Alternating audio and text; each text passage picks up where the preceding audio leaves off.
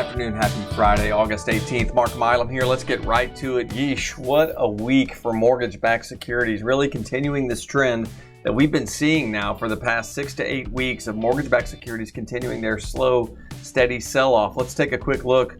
When you open up and take a look at what's happened over the past, 6 or 7 business days, just this steady sell-off. Now, we've seen a nice bounce today. Thank goodness. Finally hit a layer of support where we're bouncing back and recovering really the last 2 business days worth of losses. But we've got a long way to go to get back to mid-year levels. And this has really turned out to be a new enemy of mortgage interest rates, and that's the oversupply of bonds in the marketplace. The United States simply not collecting enough revenue to pay all of its debts. When that happens, the U.S. government has to issue more and more treasuries into the marketplace. The mortgage interest rates are very, very closely tied to the 10-year treasury.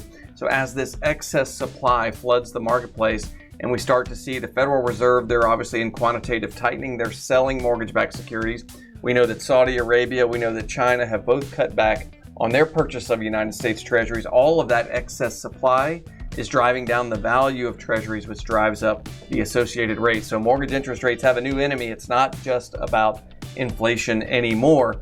That being said, it sure would be nice if our Federal Reserve would tone down the rhetoric just a little bit on future interest rate hikes. We're now into heavily restrictive territory. The Fed funds rate sitting well above core inflation. We are in a restrictive mode within the economy, and we have been seeing overall inflation decline smartly as the year has worn on, but we're still seeing headlines like this. This is Minneapolis Fed President Neel Kashkari saying the Fed is not ready to say that they are done raising rates. He goes on to say further in this article that Kashkari says he's been surprised by the ongoing strength of the labor market. And that's where the first record scratch happens. Listen, we have 62.4% of able-bodied workers that are working in this country.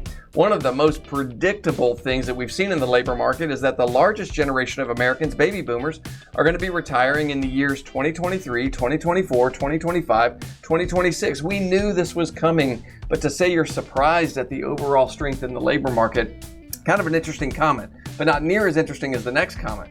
Kashkari says he's also been surprised by the strength in the housing sector. Second record scratch. How are we talking about strength in the housing sector? We've got United States existing home sales now dipping to levels, if you strip out the pandemic, that we really haven't seen in the past 20 years. We could talk about total housing inventory has been on this steady decline throughout the 2010 decade, and moving into the 2020s, we're now just a little over 1 million active home listings in the United States. We have 330 million people. We've got about 1 million homes listed for sale, and that includes pending sales. How can you call that strength in the housing market? And then if you just take a look at the Federal Reserve's own home ownership affordability index, you can see what's happened to affordability. A value of 100 means an average income family can afford a median priced home, and nationwide, we have hit a new low here at 69.5 as our home ownership affordability index. We have never had